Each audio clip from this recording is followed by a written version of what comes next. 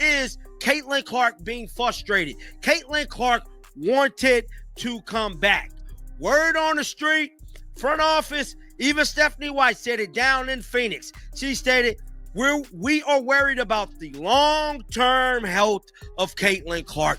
That has been the topic. That has been all they worried about. Caitlin Clark single-handedly dragged the Indiana Fever to the playoffs. Her reward for this historic achievement? Being benched. Not by a season-ending injury, but by her own front office. The official reason is a carefully worded excuse about long-term health. But the real story is a stunning power play. This is a franchise deliberately sidelining the superstar who saved them. And sources say Clark is absolutely furious. This isn't a medical decision, it's a betrayal. Is Caitlin Clark not playing because she's hurt? She can't come back?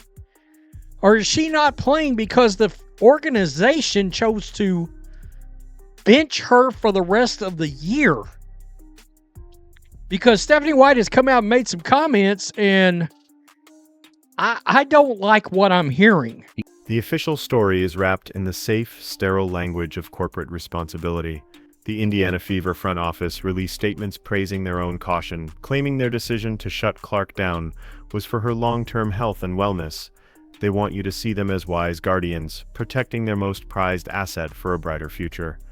It's a carefully crafted narrative designed to sound responsible, but it crumbles under the slightest scrutiny.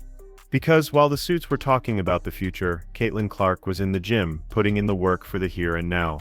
The Indiana Fever are having a tough time covering the tracks to the dirty, dirty games they played and screwing over the fans and sabotaging Caitlin Clark this season. Everybody is on to the dirty games that the WNBA and the Indiana Fever have played this season, manipulating the people and using Caitlin Clark for money and using her fans. Stephanie White has been exposed. Lexi Hall confirms that Caitlin Clark was ready to play and that the team made the decision to keep her out while she was ready to play. She was participating in non-contact drills. She was running with the team in shoot-arounds. She was, by all accounts from those who saw her, getting ready to play. The unspoken truth is that this decision wasn't made on a doctor's table. It was made in a boardroom. This wasn't about medicine. It was about control. It was about an organization deciding to protect its multi-million-dollar investment, even if it meant sacrificing their best, and perhaps only, shot at a championship. Steph, what stood out to you about Caitlin and kind of the ray of emotion she probably felt as you came to this decision? Yeah, I mean, it's frustrating, number one, just all the injuries that she's had. Obviously, I wouldn't speak for her, but and the amount of work that she's put in to position herself to be able to play and then to, have to ultimately make this decision. There's disappointment.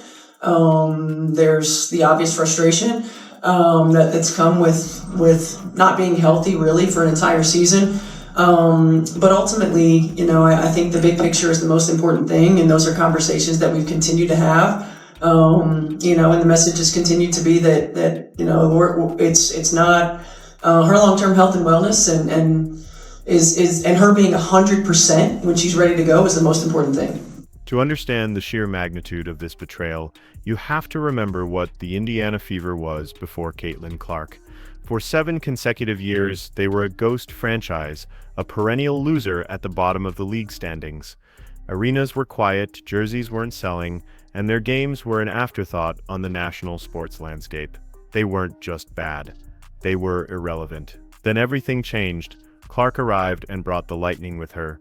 Caitlin Clark strapped on her hard hat and steel-toed boots and revolutionized the game of pretend basketball. She turned this previously unmonetizable turd into a league that's getting dangerously close to losing their charity status. Because of Caitlin Clark, the WNBA is on the verge of generating pesos and profit for the first time ever. She brought mainstream attention to a league that never had a chance of breaking into the mainstream. She brought a new fan base. For the first time, people were actually willing to spend money to watch the WNBA. Suddenly, those quiet arenas became sold-out cathedrals of basketball. Games that once struggled for an audience were now primetime events on ESPN, shattering viewership records. She turned a forgotten team into the hottest ticket in sports, a cultural phenomenon that transcended the WNBA. She built this house from the foundation up. And now, the very people who collected the ticket revenue and cashed the TV checks are telling her she's not allowed to lead the team in the final battle. It's not just disrespectful, it's a stunning act of organizational arrogance. Which I'm all for the long-term health, but you got to be a player-first organization. And if that said player is ready to return, she's cleared by the doctors. She's cleared by the damn doctors to play. Been cleared by the doctors to play. Let her fucking play. I am sorry. Y'all sitting up here, donkey and a damn carried everybody, wanting to get all the money you can off one day. It's one day at a time, one day at a time. All this BS y'all doing is ridiculous. And Indiana, you're looking spooky. You're looking spooky. I am sorry. I am sick of this. The front office's story of cautious protection completely falls apart when you examine the trail of misleading clues they left for months. The nightmare began on July 15th, on a routine pass that ended with Clark grabbing her groin in visible agony. From that moment on, the team's communication became a masterclass in obfuscation. Instead of allowing Caitlin Clark to elevate the league, WNBA players were overtaken with powerful feelings of jealousy. They resented her. They wanted her to go away. And this season, and especially over the last couple of months, WNBA players have gotten exactly what they wanted. After 2 years of claiming that the WNBA is about more than one player, unknown dump divers were finally given the opportunity to prove it. As expected, the end result has been huge, embarrassing failure. For nearly 2 months, her official status was listed as day-to-day. It became a running joke, a hollow mantra that insulted the intelligence of fans and reporters alike. Medical experts began speaking out, stating that a true day-to-day injury doesn't sideline a player for weeks on end. This was clearly something more serious, yet the organization refused to be transparent. Then came the revelation that shattered any remaining trust. Clark was also dealing with an ankle injury, a fact the team hid from the public for weeks. This wasn't caution, this was a cover-up. They weren't being upfront with the fans, and they weren't being upfront about the true state of their franchise player. The math simply wasn't mathing, and it became clear the organization was hiding something. The Fever fan base has lost so much trust in the Fever organization this year. And not only from the injury reporting, but it stems from the injury reporting. There's been some very, very weird injury reports this season, and the math isn't mathing. And I've also been one to defend the organization to a certain extent because you don't always want to give away too much information. And I've placed a lot of the blame on the reporters. I'm like, how are the reporters not able to get to the bottom of this and at least give us something? When the final decision came down, Clark was forced to release a statement. And if you read between the lines, it's not a message of acceptance, it's a declaration of war. She wrote, "I had hoped to share a better update, but I will not be returning to play this season." She went on to thank the fans for showing up for her, and praised her teammates for getting stronger through adversity. But the silence in her statement was deafening. There was not a single word of thanks for the front office, the coaches, or the executives who made this call. This is a sabotage job, you guys. Flat out, point blank, period. You guys have not been open and up front. You guys have talked about long-term health and wellness. You guys have not been up front with the injuries, with the injury report, with the timetable. You guys left this girl listed as day-to-day and questionable for months at a time. That is not being upfront with the people. It's not. It's not. It's not. You guys hid an injury, an ankle injury, for weeks. You guys hid an ankle injury for weeks. Stop it. It was a calculated surgical omission. This was her way of telling the world exactly who had her back, and more importantly, who didn't. She closed with a line that should send shivers down every executive's spine. Disappointed isn't a big enough word to describe how I am feeling. This is the voice of a competitor, a warrior who has never backed down from a challenge, being told she's not allowed to fight. It's the sound of betrayal. When she hurt her ankle in August, that was really the dagger that ended the season. But also, they had no idea when that groin injury would have healed. See, this is the part that's frustrating with these guys, is that why can't they just say mid-grade 2 or 3? Just tell the truth. Was it a 1? Was it a 2? Was it a 3? Was it a 1 but she re-aggravated in practice or something? Did they over-push her or something? This entire situation goes beyond simple disrespect. It's an act of financial self-sabotage that defies all logic. The Caitlin Clark effect is a well-documented phenomenon. When she plays, ratings soar, tickets sell, and merchandise flies off the shelves. The numbers don't lie. When Clark first went out with her injury, WNBA viewership plummeted by over 50%. Her debut game against Angel Reese drew nearly 3 million viewers, making it the most-watched game of the year. She is, without exaggeration, the league's golden goose. He stated, I miss it too. Y'all want to know why Caitlin Clark said this? Because Caitlin Clark never wanted to sit out. Caitlin Clark wanted to come back. Caitlin Clark wanted to come back, and they're treating her like she's property. That's what the Indiana Fever is doing. She's their property now. And since Caitlin Clark can have the say on whether she can play basketball or not, which is completely damn me ridiculous, utterly ridiculous. Utterly ridiculous. If she can play and she want to play, let her fucking play. So why, on the eve of the playoffs, the most visible and marketable part of the season, would the Indiana Fever intentionally lock their golden goose in the barn? They are willingly sacrificing massive television ratings, playoff ticket sales, and global media attention. It's a business decision, so baffling it borders on the insane.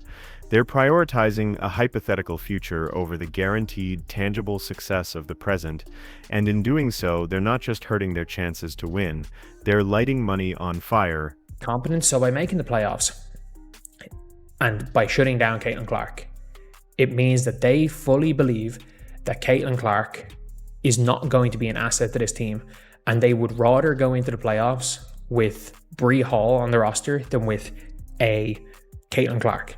And I don't know if it's a situation of, like, they would rather do that than go in with Caitlin Clark. And they would rather go in, not have the headache of Caitlin Clark.